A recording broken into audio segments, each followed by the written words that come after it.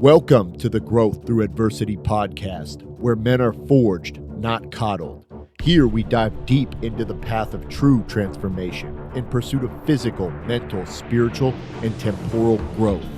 We talk training, nutrition, business, mindset, and spirituality. We embrace strength and we loathe ease. We reject weakness in every form and cultivate power, the will to power itself. This is the rebirth of modern man. Raw masculinity, tempered by reason, virtue, and right action, because nothing of value is earned without sacrifice. Let's begin our apotheosis together.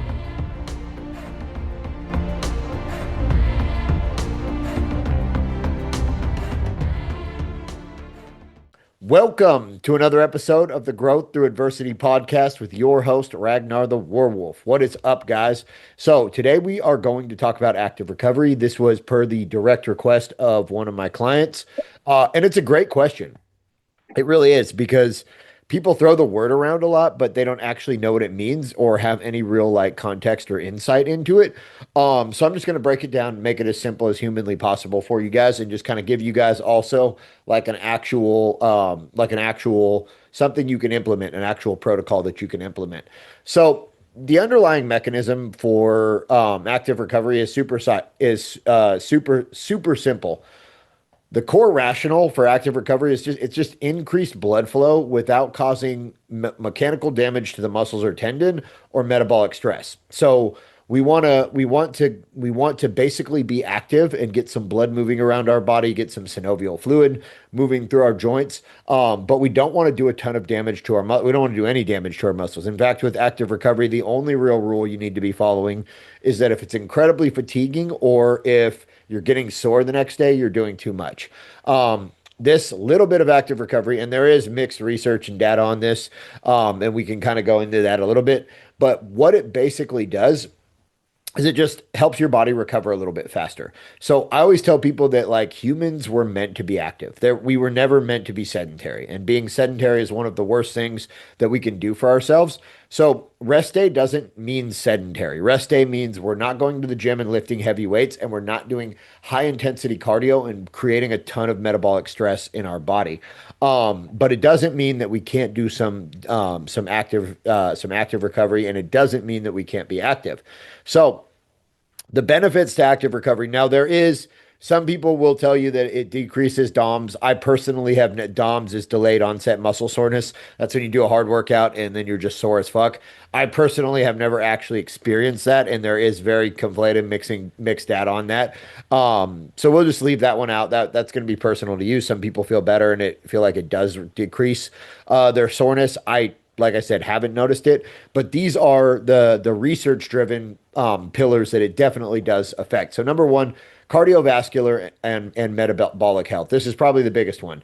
Low intensity movement, even in relatively short daily doses, supports vascular function. So it helps your body move blood around the body. It helps your cardiovascular system get more efficient at moving blood around the body, at utilizing oxygen, at pulling oxygen into the blood, expelling byproducts out.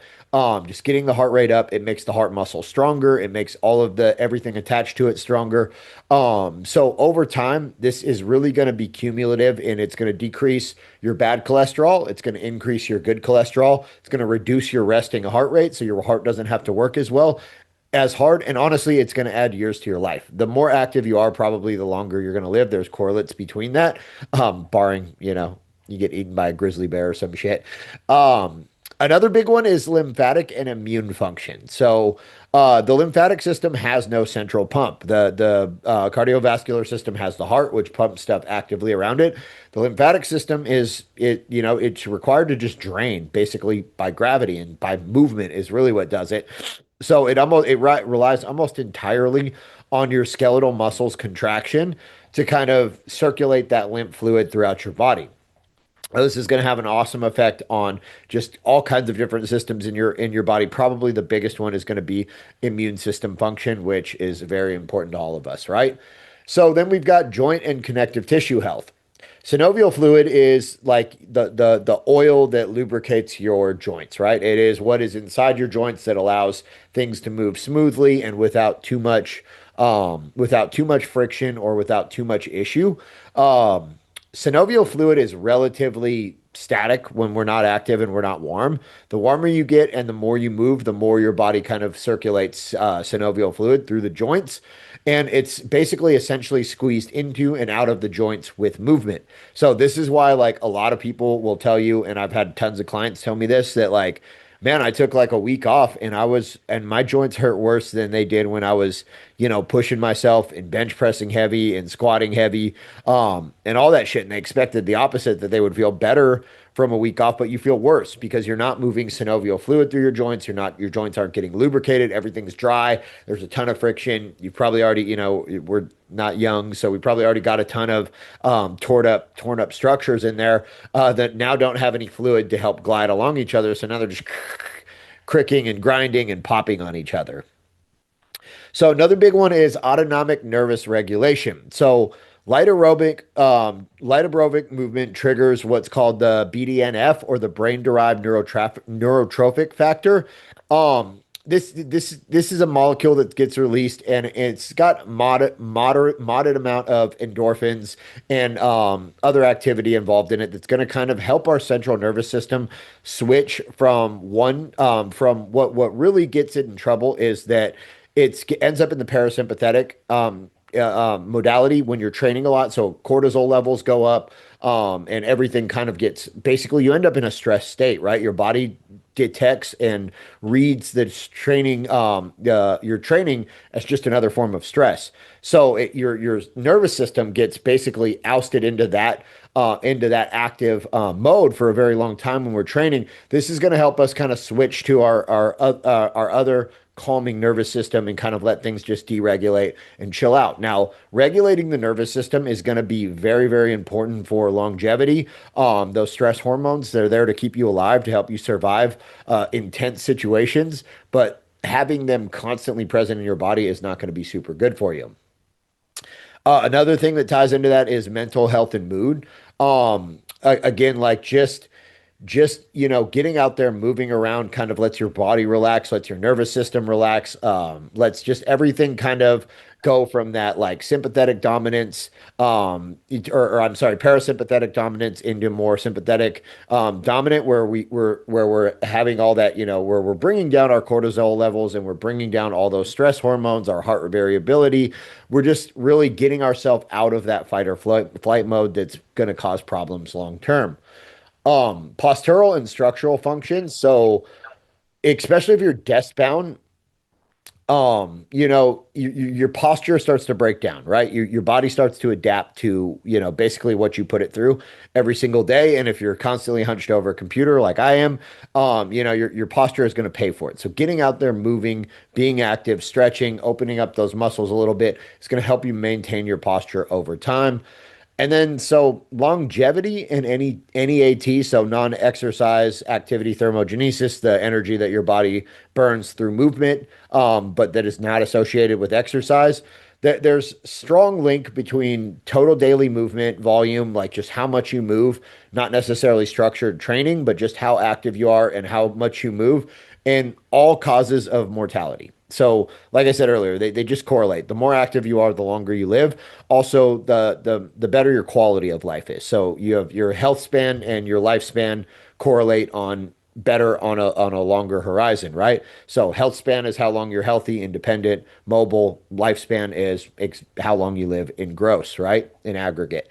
So we want both of those things to correlate, because there's no point in living to 90 or 100 years old if from 60 or 70 you're bedridden or in a wheelchair and obese and on a bucket full of medication and in constant pain and having to go see doctors 3 times a week. Like, I would rather have a life that ended at 70 years, but I was vital up until the end, than, and drag it out for another 30 years of misery. So you want your health span and your lifespan to correlate. And then obviously the longer that they can then correlate together, then you'll live a longer life with higher quality.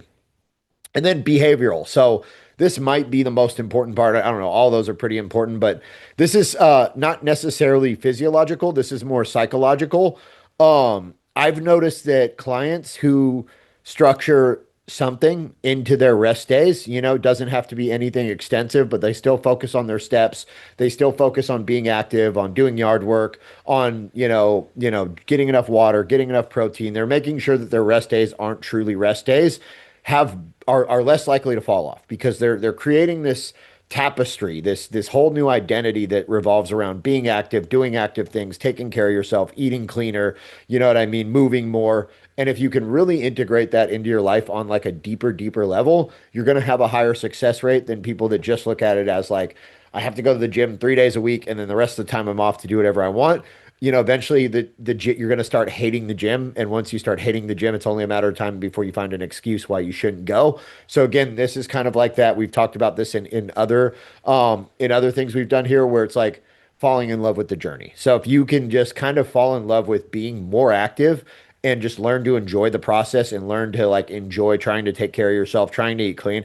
Doesn't have to be perfect, you know what I mean? But just you're constantly putting in an effort to do a little bit better than you would have normally done without it, then you're going to have more long-term success because you're falling in love with the journey, the process, which is always going to get you further than being obsessed with the destination. So now, like, what is active recovery? That's the next question. So those are all the really cool benefits from it. So what the fuck is active recovery? Like I said, it's literally like, again, the core rationale is just we're going to increase blood flow without causing metabolic damage or I'm sorry, causing metabolic stress or mechanical damage. So we're trying not to damage muscles, tendons like we do in weight training, and we're trying not to cause a ton of metabolic stress, not to crank up our cortisol. So the idea here is that we want low intensity, right? So we want low intensity and we want to stay away from resistance training. So we're not lifting any weights is what we're not doing, and we're not doing any high intensity cardio. Other than that, it's pretty open. So some of my favorite methods are dynamic stretching. This is just movement-based stretching a joint through its natural range of motion, right? So the difference between this and static stretching is in dynamic stretching, you're letting the muscles, this is a dynamic stretch. You know what I mean? I'm letting this muscle, the muscles of my shoulder, my back, pull my arm all the way up into its full range of motion. Hip swings are dynamic stretching. There's a million different types of dynamic stretching, but you're just using the muscles on your body to move your body through its range of motion. Which is a million ways to do it. Again, leg swings, walking lunges, arm circles, hip openers, inchworms are these are all very formal ones, but really it's just moving your body through its range of motion with natural movement. Now, this shouldn't be like a 2 hour ordeal. This should be like a 5 or 10 minute thing that you do on these rest days. This is also a really good warm up anytime before you work out is 5 minutes of dynamic stretching. So basic movement, this is again just kind of a catch-all for everything else. Foam rolling, mobility flows, low intensity yoga, or just like unstructured movement, like a hike or a walk or yard work, or you know what I mean, helping somebody move or anything where you're exerting yourself and being active and moving and accumulating some steps and some movement without doing a ton of damage to your body or a ton of damage to your metabolism. Again, the benefit here is joint lubrication via synovial fluid circulation. You're getting fascial glide, so you're moving the fascia over the muscles. Again, reducing friction, reducing all those little spots where things are sticking together and kind of helping yourself, feel more loose. You know what I mean? And then really like just low grade, and it also gives you some low grade proprioceptive feedback. So that's kind of your body understanding its space, its relation through little receptors on your body and kind of how it makes contact with things and helps you move through the world and have depth perception and just be able to move kind of instinctively. The more active you are, the better those things become. The less active you are, the more those neurological pathways decay, and the more stumbly and bumbly and kind of like that's kind of like what we think of when people age. The more likely you are to fall and hurt yourself and all the other bad stuff that'll happen. So keeping those sharp is important. So putting it into a protocol, what does an actual protocol look like? If you wanted to like really structure this, it doesn't, and you don't need a protocol. You can just like get up and say, "Hey, I'm going to be active today." But if you wanted a protocol, because Zach did ask for a specific protocol, so reasonable day off sequence would be like 5 to 10 minutes of dynamic stretches as a generalized warm up.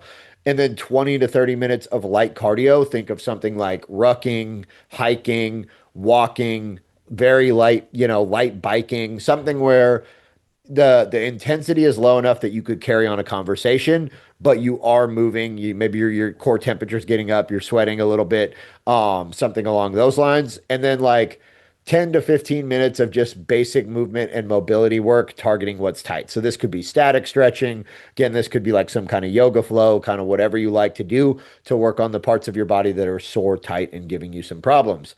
Total time budget would be around 30, 35 to 55 minutes. And again, intensity is going to be capped low throughout. So again, you don't have to have it into a formalized protocol, but if you were like, well, I don't have any yard work to do, I don't have any a hike to go do, I don't have anything like that, and I want to just make this into something that's like formal that I can do, that would be a great one. So that, like I said, I'm gonna make this into like a Google Doc that I can share with you guys and just kind of break down exactly all the little points we went over here. But if anybody has any questions, and I'll get that, that'll take me a couple days, but I will get that up and post it in the group and get it over to you guys. But if anybody has any questions, you guys can feel free to ask them now. I'm here, and I'm happy to answer them. If not, no worries. You just can unmute yourself or you can drop them in the chat, whichever is easier. Tony, Hey, what's dude. up, man? Oh, living the dream, man. Awesome. Hey, we're talking about recovery. Yep. What what kind of tricks or anything like that does anybody have for getting some good deep sleep, man? I got this phone here, this watch, right, and it keeps track of all this stuff. And I Yep. truth you honestly, I think I sleep better without it, but I'm trying to track, right? Yep. And so there's some deep sleep that I'm not getting to, and I go to sleep quick and stuff. But that deep sleep, how important is that, man? Is that my recovery not It going to? is. It is the most important. So REM sleep and deep sleep are the two parts of your sleep that matter the most. It's all Right, right. important. Your lighter sleeping is kind of where your body's processing, thoughts into memories and, clearing out the scape of your brain so you don't go insane. That's like where REM sleep is where dreaming occurs. That's where it's the kind of deeper layers of processing. So very important for like psychological health. For physical health, deep sleep is where your body is secreting hormones. It's where your body is repairing broken down muscle tissues. Protein synthesis is at its absolute highest. So it's incredibly important. Some of the things that jump out to me when we're getting sleep, like we're falling asleep fast, and we feel like I'm sure you wake up sometimes throughout the night. I do. I feel like I got to piss more every year. For But yeah, sure. that's pretty normal having to roll over, you know what I mean? Stuff like that. But like, so that's normal. But if you're falling back asleep over those and you don't feel like you're spending a ton of time awake every night, your body's just having trouble getting into those deeper layers. I mean, medically, one of the main causes can be apnea. That is like what apnea does that affects people is that it Yeah. never, as soon as you fall into that really deep sleep, you do want to, you stop breathing and then your body wakes you up so that you don't Yeah, sleep. I got my Darth Vader suit. That definitely that it just goes in there. I wonder if that needs has something to do with it. Do you, Because you, so you wear a CPAP? yes, I do. Yeah. Okay, Hmm. cool. Then, so that should help with that. I wonder if, so those were so uncomfortable for me when I tried them that like that in and of Yeah. itself probably woke me up as much too. So that could be part of the problem. Yeah. Other things are just like if your brain is stimulated, Yeah. before you go to sleep. So maybe what I would try is like stay away from blue light for, 3 hours or so before you go to bed at night, kind of really try to block off blue light. A good walk in the evening, can really kind of help just a short walk, a half a mile or a mile can kind of help, just bring your blood sugar down and kind of help you calm down. And then some kind of good like calm down ritual where you're not working, you're not checking messages on your phone, Yeah. you're not checking emails, you're not doing anything that's going to like inherently, you're not arguing with the wife or doing anything that's going to like inherently stress you out because that can correlate to, with that inability. So I would start there, try that. And also ashwagandha root at night can really help kind of Whoa. What's calm what's that? ashwagandha. I can write that out for you and Okay. No, I shoot it got over you. to you. Yeah. Sorry. Yeah, no, it's a weird one, man. So it's a Sanskrit name, ashwagandha, but it comes from a root. It can kind of help calm down the nervous system and help you fall into a deeper sleep. I also do a mushroom tea mix that's it's got like a reishi mushrooms. It's got a few others in it. A tiny tiny little dose of melatonin in it from a company Hmm. called Rise. That helps Yeah. with both how fast I fall asleep and my sleep quality on my watch the next day. Right. I think you recommended some Yep. hot chocolate Hot chocolate. that Yep. I use. Man, that stuff is tight, bro. That works really. It That's does good work. shit. Okay, cool. Yeah, it works really good for me too. Yeah, that one was a big one. But yeah, just try to tighten up the ritual. Also like your wake up ritual, if you can get sunlight on your eyes early in the morning, that kind of, trains your body to recognize your circadian rhythm to recognize when the morning is, which kind of helps it, get into a better rhythm at night, hypothetically. So little stuff like that would be the first step I would try. Thanks, Commander. Thank Awesome. you. Let me know if it helps, man. Mr. Mark, what's up, dude? Hey, doing good. Just listening and absorbing information. Awesome. Perfect. Did you have a question? I saw you unmuted yourself, or were you just No, I didn't realize it did it that way. It just said that it was being live, so I just hit the button. okay? Perfect. My, Yeah, my no lack of worries. technology here. Yeah, you're good, man. No sweat. Captain Jimmy, I know you know how to use Zoom, so it must have been intentional. Yeah, well, actually, I just unmuted. But anyway, Yeah, yeah. the I just kept my mushroom, that little stream. mushroom tea thing you were Yep. talking about, can you post that on the Yeah. on your line or something, or just shoot it at me? I'll drop it in the group chat. Thank you, sir. Yep. Yeah, I'll drop the link in there. There's also a tart cherry drink. It's pretty fucking pricey. It's little packets of a tart cherry concentrate, and it's good for overall recovery too. It's just that like you only get like 6 packets for like I want to say it's like 6 or 12 packets for like $30. So if you were gonna like commit to it long term, it would definitely be it's a little bit more pricey than the cocoa is. But I did like that. What I use that one for is I keep it, and on nights that I know I need really good sleep, like I've got a ton on the calendar tomorrow or something. Or I'm like frazzled at night and I'm like, fuck, I'm not gonna be able to fall asleep. I'll do both. I'll do the cocoa and the little tart mushroom or the little tart cherry thing. I'll drop them both in there. Yeah, I'm thinking about Vicky on that. I sleep pretty good. Yeah, you're out. Number two in the world at the International Sleep Offs. Yeah, yeah, you are. And you sleep right through the apnea. It doesn't even slow you down. I do. I do. Yep. I don't know how, but I do. I don't know. It's weird, man. All right, guys. Any other questions? No. All right. Have a fantastic day, man. I'll see you guys next week. We're going to talk about what did I? Oh, back pain. Back pain. That'll be a good one. So I had a good question about back pain, building up the core and some of the muscles you can work on to reduce back pain. Cool. Awesome. All right. You guys have a I'm good in rest of your Lubbock night. heading to the gym right now. You are? I am heading to the gym. Damn. What time is it there? Late? 8 o'clock? 8:30? 8:30. I just didn't get to it yet. All right. Well, enjoy. I will do that. Looking forward to it. Y'all All have right. fun tonight. Yep. Later, guys. Bye.